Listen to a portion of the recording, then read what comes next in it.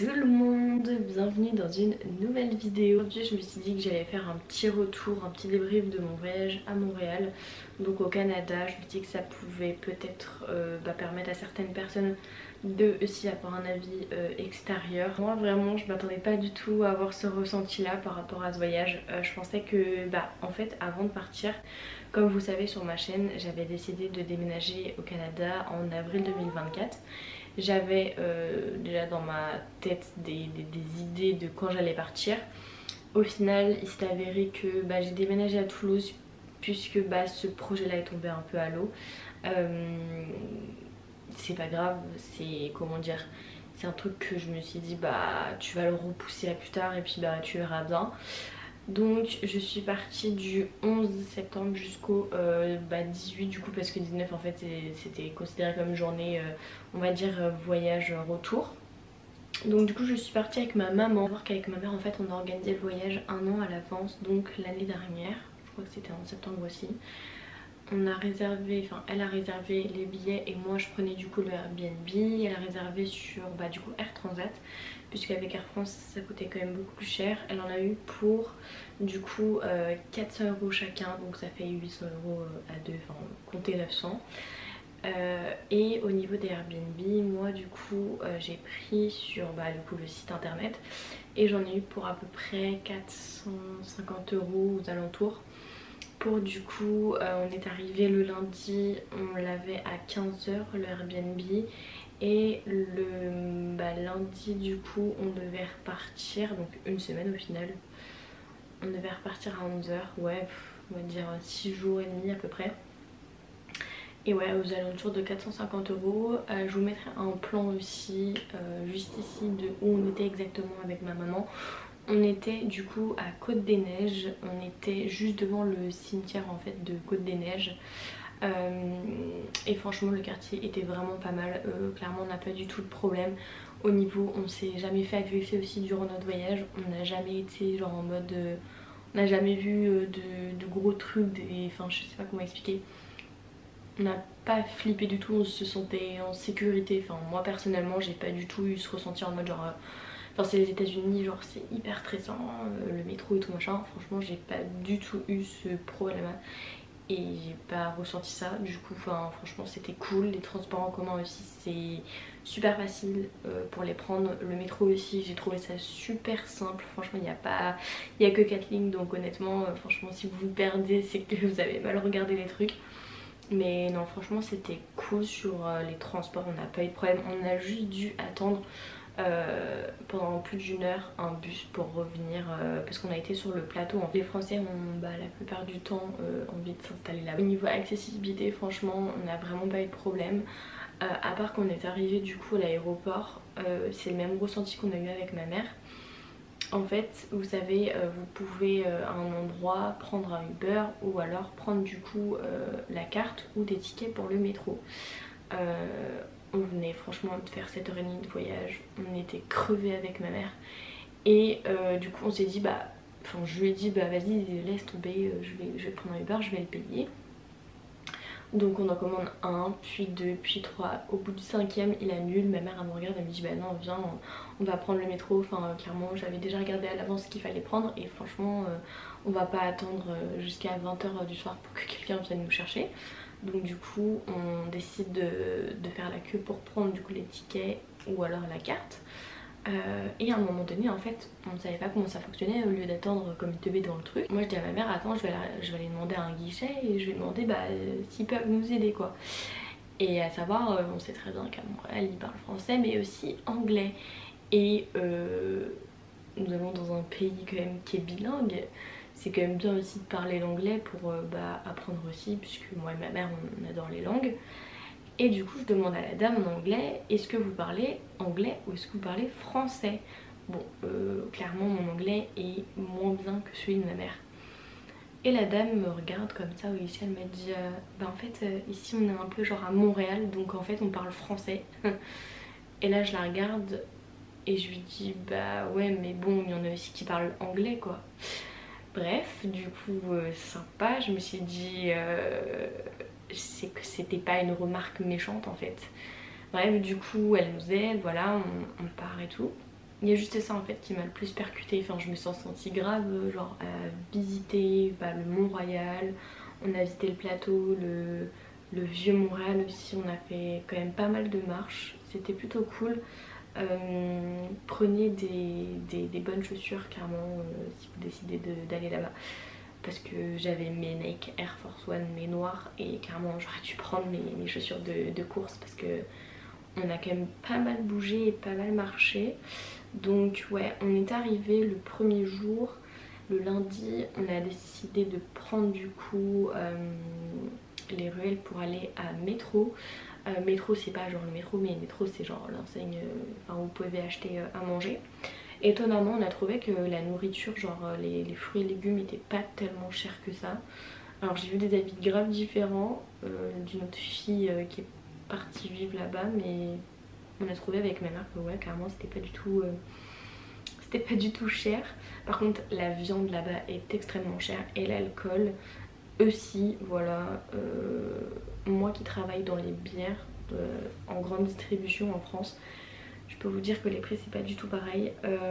Par exemple pour ma part, qui travaille avec une marque du coup que j'ai pas le droit de citer dans cette vidéo, pour vous dire, il y a combien là-dedans, 24 canettes, 66 $.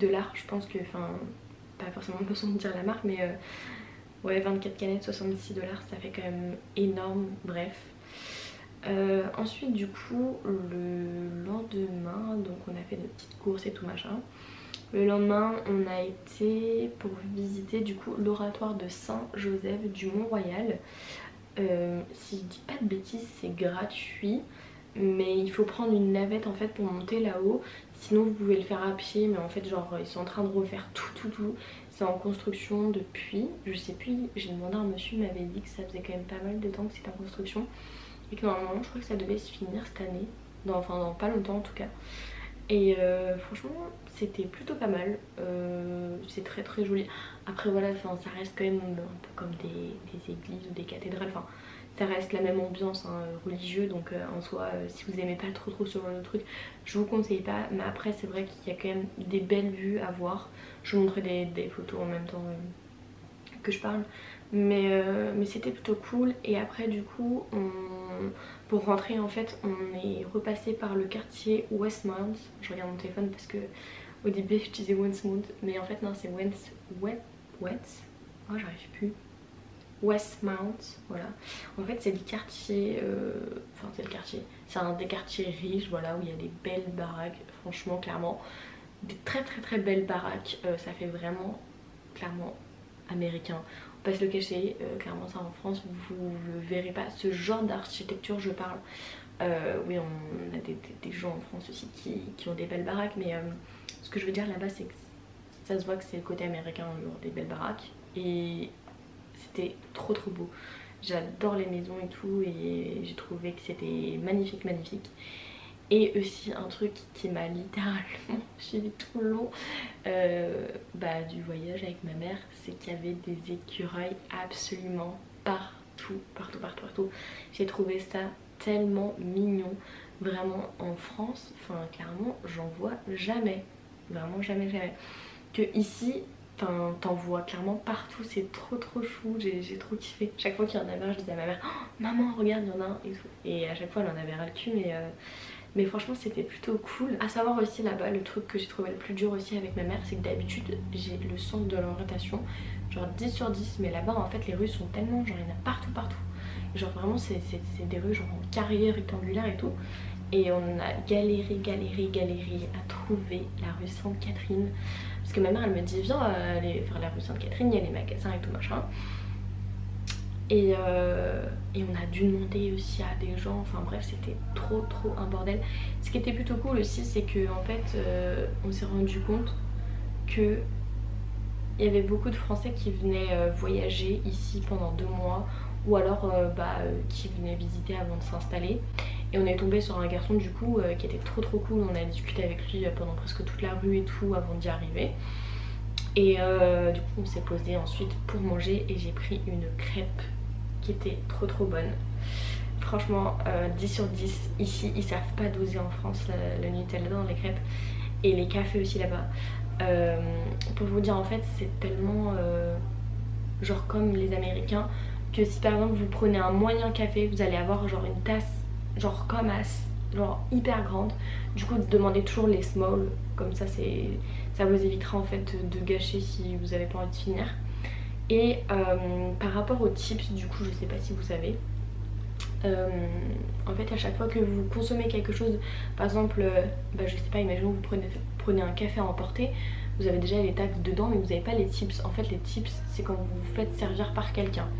Et les tips, il y a genre 15%, 20% et je sais plus, je crois il y a 30 aussi si je dis pas de bêtises. Je veux vraiment pas dire de bêtises, mais je sais qu'il y a 15 parce que c'est ce qu'on donnait à chaque fois avec ma mère.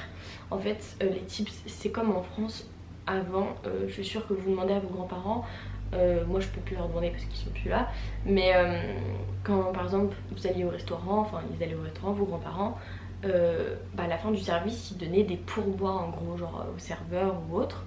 Et ici là-bas c'est, je dirais même pas obligatoire, mais en gros c'est mal vu de rien donner, puisque bah par exemple je sais pas, un service en restauration en France, bah le serveur il vient pas forcément vous servir de l'eau, c'est vous qui servez. Que là-bas genre vraiment ils sont là en mode genre salut ça va et tout, t'as passé une bonne journée, ils vous servent de l'eau et tout. Après voilà, honnêtement on n'est pas tombé sur les pires serveurs ever du monde avec ma mère, mais c'est vrai que bah je m'attendais à autre chose, vraiment un truc genre je sais pas, genre autre. Mais du coup ça nous a pas dérangé de donner des tips parce que genre même bah le mec qui m'a servi ma crêpe, je lui ai donné 4 euros enfin 4 euros, 4 dollars de pourboire, alors que en soi j'aurais pu lui donner genre 2 euros quoi, enfin 2 dollars. Mais en fait il était tellement gentil avec nous, on a parlé pendant plus de 30 minutes avec ma mère. Et en fait c'était un Québécois qui est venu du coup à Montréal. Et on a parlé pendant très très longtemps avec lui, il était super gentil, mais vraiment il y en a. En fait je dirais que c'est trop des préjugés de dire que ouais Montréal c'est trop bien, les gens ils sont peace and love, genre c'est open et trouver. Déjà pour ma part que le point négatif là-bas c'est que bah, la marijuana elle est légalisée du coup bah, dans les rues, dans le métro, à la sortie et l'entrée, même partout où vous sentez la marijuana, absolument partout. J'ai rien contre le fait que ce soit légalisé, enfin clairement genre les gens ils font ce qu'ils veulent de leur vie, mais bah du coup ce qui est chiant c'est qu'en fait ça sent partout et genre il n'y a pas une rue où ça sent pas. Ma mère qui est pas fumeuse de base pour la cigarette ou même qui fume pas ça, enfin clairement ça l'a dérangé de sentir ça. Même je m'imagine même pas les femmes qui sont enceintes ou les enfants qui sont à côté en bas âge qui sentent ça. Enfin on est déjà dans la pollution H24. J'ai pas trouvé ça super intelligent en fait. Au niveau des gens en fait je pense que c'est vraiment le monde qui a changé en fait, genre la génération. Il y a des gens gentils et il y a des gens pas bien partout. Enfin je veux pas dire genre en mode Montréal les gens ils sont tous peace and love. Genre j'avais même entendu que les gens disaient ouais bah par exemple quand t'es habillé dehors il y en a ils vont venir, ils vont dire oh là là I love your outfit. Bah en fait pas du tout, les gens ils sont car l'oignon. En fait Montréal c'est comme Paris, genre les gens ils sont à 2000 à l'heure. Le seul truc aussi qui m'a choqué c'est de voir les étudiantes qui ont genre 14-15 ans habillés en mini-jupe à la sortie de leur école. Enfin clairement nous en France c'est pas du tout comme ça. Déjà les joggings interdits, les jupes, les shorts. Nous c'est pantalon ou rien du tout, ou alors tu rentres chez toi et tu vas te changer. Enfin clairement j'ai trouvé ça un peu chaud quand même à cet âge là. Et surtout enfin je sais pas, genre avec ce qui se passe pour nous les femmes, j'ai trouvé ça vraiment très très intelligent. Après voilà, on a été dans les quartiers des affaires, on a quand même pas mal bougé. Ensuite on s'est arrêté devant la basilique, voilà la basilique dans le centre-ville de Montréal. Et on s'est arrêté au final parce que ça allait fermer et du coup bah on n'a pas eu le temps.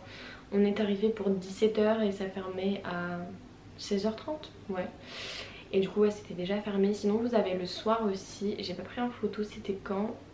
Je crois que c'est à partir de, ouais je vois 18h là jusqu'à je sais pas quelle heure. Et en fait c'est genre illuminé, vous pouvez faire ça aussi. Et il y avait un peu genre comme un square et il y avait genre un mec qui chantait. Du coup je l'ai pris en vidéo et je lui ai donné un petit pourboire parce qu'il chantait quand même vraiment très très bien. Du coup voilà, franchement ce premier jour il était plutôt cool. On rentrait vers 18h, 19h et on se couchait super tôt par contre.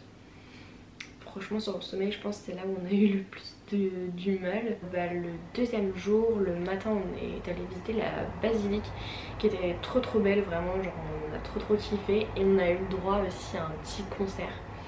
Des choristes, je pense que c'est une association pour ça. J'avais oublié de préciser, le matin il a plu, on avait pris nos parapluies. Puis au final il a plu vraiment pas longtemps. Ensuite on a été du coup se balader dans le vieux Montréal. Je m'attendais pas du tout à ça, vraiment pas du tout. Je sais pas, je pensais vraiment que c'était vraiment vieux, genre en mode... Enfin, je sais pas, je m'attendais pas du tout à ça. C'était mignon, mais franchement je m'attendais à un truc plus grand. Enfin je sais pas, j'ai pas trop accroché. C'est beau, mais je pensais pas que c'était comme ça dans ma vision. Et ensuite on s'est baladé sur le vieux port et en fait je sais pas, genre je pense que c'est parce qu'il faisait pas beau, mais j'étais pas du tout motivée pour visiter. Je sais pas, en fait j'ai l'impression que pendant tout ce voyage j'ai eu genre, je sais pas, genre un bad mood qui tombait à chaque fois, sans cesse, tous les jours. Je sais pas, j'essayais de me dire putain t'as trop de la chance et tout d'être ici, vraiment genre enfin, et je me le dis tout le temps, tu vois, genre je me dis j'ai de la chance, enfin je peux le faire, il y en a ils peuvent pas et tout, enfin c'est pas ça que je vais me dire dès le début, mais je vais y penser par la suite. Ensuite on a été du coup visiter le quartier asiatique, si je dis pas de bêtises. Vraiment c'est pas mon quartier préféré, c'était sympa à voir mais ouais rien de plus. Et on a vu aussi qu'il y avait plus de 44% de personnes qui se retrouvaient à la rue et c'est vrai qu'on en a vu vraiment pas mal. Même si on s'est dit voilà ils vont rien nous faire et tout, et je pense quand même qu'il y a de plus en plus de personnes qui sont dehors mais qui se droguent aussi de plus en plus. Parce que à Nantes quand j'habitais, les gens qui étaient à la rue, c'est vrai qu'entre les personnes qui sont à la rue, entre la France et le Canada, j'ai trouvé ça différent. Après peut-être que ça a évolué, je sais pas. Ensuite du coup on a essayé, en fait ma mère avait regardé sur internet qu'il y avait des magasins souterrains pour les faire, mais genre en mode vous savez quand c'est l'hiver et qu'il y a la neige et que c'est super froid et tout, et les gens ils vont pas forcément faire des boutiques genre en mode dehors. Ma mère a vu qu'il y avait un truc souterrain où en fait on pouvait faire les magasins, et je sais pas si elle se l'est inventé ou si elle a compris ça. Et du coup on a commencé à chercher justement cette entrée avec des escalators, ou je sais pas, enfin, on savait pas ce que c'était. Bref, on a été visiter, en fait à l'intérieur il y a un grand espace avec des bureaux et un petit peu des magasins ou des fast food, mais en fait on s'est dit bah c'est en dessous après, enfin il y a à prendre un escalator et tout. Bref, on va chercher dans un endroit, on demande à un mec, un français qui venait d'arriver juste le jour d'avant. On essaie de chercher avec lui, on descend en souterrain par des escalators. On a trouvé ça bizarre parce qu'il y avait personne, du coup on est allé de l'autre côté. On est ressorti, j'ai demandé à une anglaise en anglais, mon anglais est tellement pourri les gars, qu'elle a quand même réussi à me comprendre. Bref, elle nous dit du coup que c'est par là-bas, faut descendre et tout. Du coup je dis à ma mère, tu vas aller, vas-y viens on y va, on va voir. On y va et là on voit quoi? Qu'il y a juste le métro.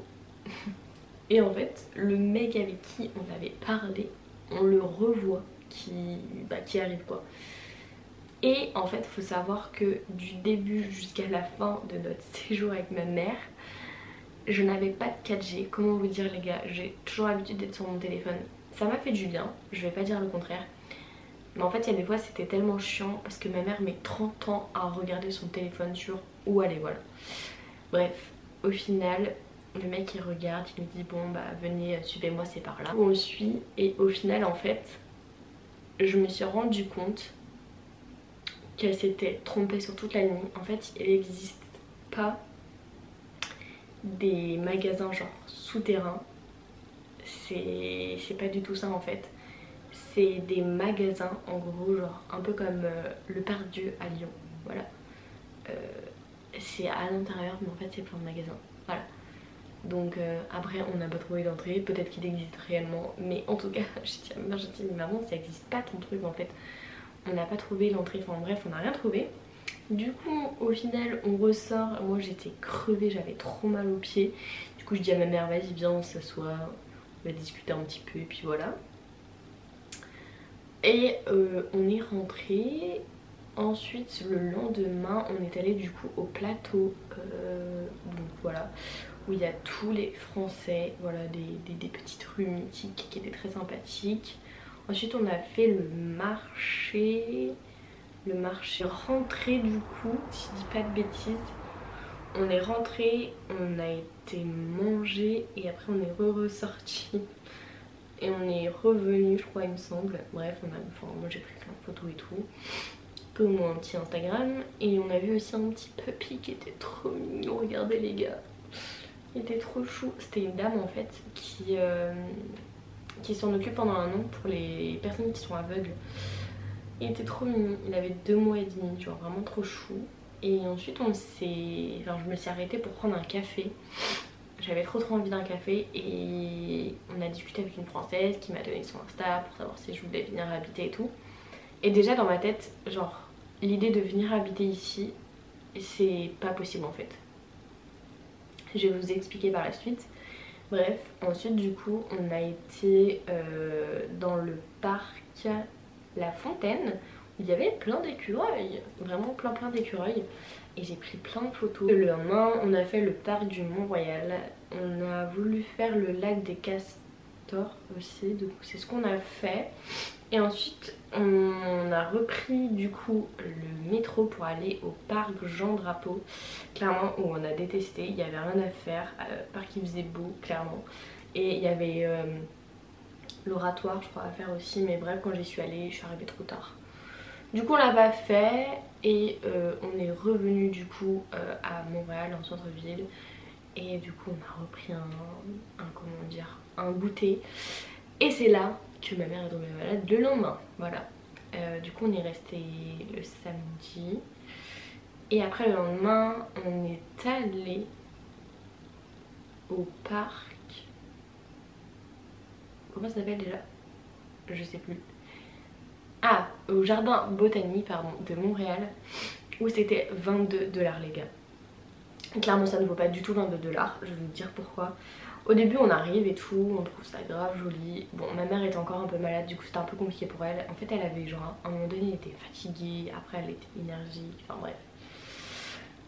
Franchement ça me faisait trop de la peine de la voir comme ça, parce que je sais que quand je suis malade je suis pareil, et moi je suis encore pire parce que j'ai rien envie de faire du tout. Et pourquoi 22 $, je trouve que ça les vaut pas du tout. Pas parce que c'est pas joli, clairement c'est magnifique, enfin, j'adore tout ce qui est botanique, tout ce qui est fleurs et autres. Mais en fait ce que je trouve dommage, c'est que je trouve ça déjà cher, parce qu'au final il n'y a pas non plus grand chose à voir, dans le sens où il y a 2 jardins asiatiques, enfin genre en mode asiatique. Ils sont beaux, franchement ils sont... le premier qu'on a vu était vraiment magnifique, vraiment trop beau. Le deuxième c'était vraiment pour voir l'intérieur en Asie comment c'est et tout. Et on a vu aussi une serre, voilà, avec toutes les plantes dans tous les climats différents du monde. Moi c'était cool, je vais pas dire le contraire, mais en fait c'est hyper grand, c'est trop bien. Mais j'ai trouvé qu'en fait il y avait vraiment une différence, parce que pourquoi autant d'espace et au final c'était pas si grand les trucs à voir quoi. Enfin j'ai trouvé bof, ça les valait pas en fait les 22 $. Ou alors en vrai on aurait payé 10 $, franchement ça va, mais 22 $ clairement je trouve que ça les vaut pas du tout. Limite pour moi, enfin ma mère pensait aussi la même chose, 10 $ franchement ça aurait été cool, mais limite pour moi, ce que je pense c'est que pour moi ça devrait être gratuit, enfin clairement genre qui va bonder ce parc, enfin clairement genre tellement grand que... Puis même je sais pas, au final à l'intérieur tu peux prendre... Ah oui ça aussi qu'on a trouvé ça dommage, c'est que vu qu'on est arrivé en septembre, bah déjà on n'a pas fait de match de hockey alors que je voulais trop en faire. Je suis pendant 2 ans et demi du patinage artistique, du coup j'ai déjà vu des matchs de hockey, c'est trop bien, et là-bas en Amérique c'est encore mieux je suppose. Et ouais du coup dans le parc botanique tout ce qui était genre en mode pour manger, prendre un café, tout c'était fermé. Du coup j'étais trop dégoûtée, je voulais trop mon petit café pour me réveiller. Et là je vois que tout est fermé et j'ai regardé la marche, je me suis dit c'est pas possible, il me faut mon café. Bref, au final ça m'a pas donné la motivation de faire le parc entier. Enfin clairement j'étais fatiguée aussi, je pense avec le décalage ça devait quand même bien agir. Je sais pas du tout, mais je sais pas, ça m'a pas donné du tout envie de continuer. Et bah du coup on est rentré par la suite, on est rentré... Ah non, je crois qu'on est allé dans Montréal aussi encore. Mais en vrai je pense que c'est ce qu'on a le plus préféré de là-bas. Et le lendemain du coup bah on a dû partir à 11 h. Ensuite après on a fait quoi? On a été à Montréal, en centre-ville, on a fait les magasins. Ma mère c'est comment dire, t'arriver dans un endroit pour qu'on mange. Et ensuite du coup je lui dis bah reste là, je vais aller faire shopping. Et ensuite je lui dis après bah franchement au lieu de prendre, parce qu'en fait on avait nos valises avec nous, donc au lieu de prendre les valises avec nous, viens on va directement à l'aéroport. Je dis qu'est-ce qu'on va se faire chier à attendre ici avec nos valises alors qu'on peut attendre à l'aéroport. Franchement pire chose ever. Essayez toujours d'avoir votre Airbnb si vous avez un vol à 23h30 et vous devez partir pour 11 h et qu'il n'y a pas grand chose à faire et que vous avez vos valises avec vous. Essayez de trouver franchement la meilleure solution parce que on a dû attendre 6 h par la suite dans l'aéroport et je peux vous dire que c'est tellement long, vraiment tellement long. J'en pouvais plus. En plus là-bas je trouve que c'est tellement stupide. En fait ce qui se passe c'est que là-bas vous passez la douane. Franchement la douane rien à redire, enfin genre j'ai trouvé ça limite cool, les gens étaient cool. Et ensuite après vous avez les duty free, voilà, pour claquer votre thune. Et je me suis dit bah cool, je vais pouvoir acheter mon sirop d'érable parce qu'on a fait des petits marchés hein, dans le sud Montréal avec ma mère. Et je me suis déjà fait confisquer mon démaquillant quand je suis partie de Toulouse. Non attends, non quand je suis partie de Nantes du coup quand on a été vers Montréal, donc à l'aller. Ensuite je me suis fait débiter de 60 € d'heure forfait par SFR, puisque en fait à savoir que j'avais pas enlevé ma 4G quand j'ai mis en mode avion. Donc du coup quand j'ai enlevé mon mode avion, ma 4G s'est activée. Bref du coup l'horreur. Et je me suis dit bah trop cool, je vais pouvoir prendre mon sirop et tout. Je voulais pas du coup qu'on m'enlève 2 fois des liquides, sachant que je l'aurais payé aussi là. Donc ce que j'ai dit à ma mère, j'ai dit au pire vas-y laisse tomber, on va aller prendre au Duty Free, ça doit être limite pareil en fait. J'ai jamais autant attendu à l'aéroport de ma vie. Et puis en fait à un moment donné je me suis dit bon bah je vais aller fumer une clope, voilà genre normal quoi. Mais je sais pas, en fait il n'y a pas de coin fumeur là-bas. J'ai demandé à 4 agents différents. J'ai demandé une meuf de restauration d'un restaurant, un employé qui faisait le ménage, un agent de sécurité et l'agent de sécurité tout devant où on est rentré. C'est pas les 4, ils m'ont dit non il n'y a pas de fumeur ici en fait. Vous m'expliquez, vous légalisez la marijuana, les gens fument à outrance dehors. Comment ça se fait que dans un aéroport vous n'avez pas un endroit avec un fumoir? Passez les gars, le pire vol ever de ma vie. Vraiment. Savoir déjà je supporte pas l'avion, j'ai une phobie en fait. Quand vous traumatisez les gosses quand ils sont jeunes, c'est véridique, ça se reportera toujours sur leur vie plus tard. Je suis traumatisée des avions et en fait du coup j'ai cette peur de quand je suis dans l'avion, même si j'ai qu'une heure, 30 minutes, tout ce que tu veux en fait, de cracher avec cet avion. J'ai cette sensation de, je me dis à tout moment ma vie est foutue, j'ai même pas 23 ans, j'ai envie de vivre ma vie quoi en fait. J'ai pas envie de mourir sur le coup ou de mourir en sentant genre cette douleur quoi.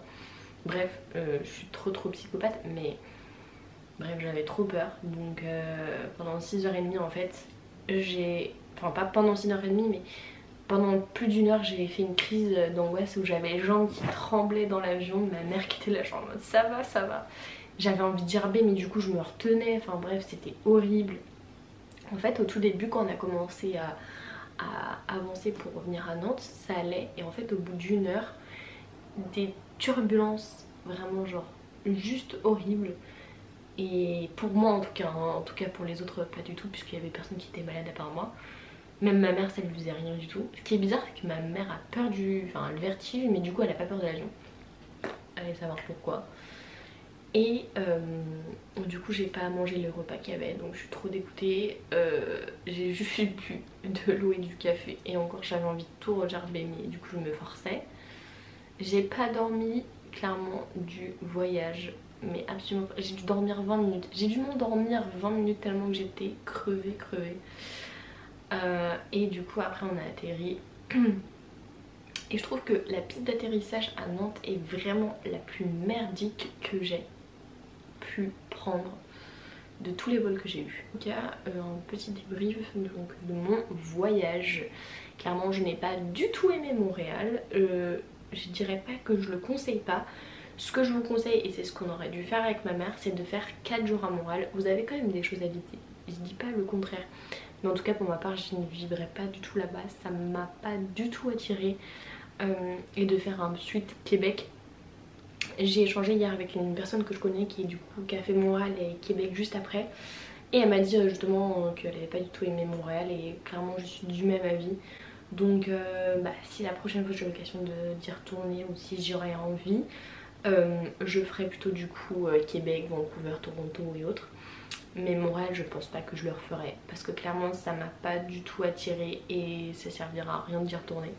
Mais du coup je donnerai un 7 sur 10 à ce voyage. Je dirais pas que c'était le plus nul, mais c'est pas du tout une destination vers laquelle j'aurais envie de retourner. J'espère que vous avez aimé ma petite vidéo. Sur ce, n'hésite pas à t'abonner à la chaîne, à me suivre sur mes réseaux sociaux comme d'habitude. N'hésite pas à mettre un petit like, à commenter aussi en fin de vidéo.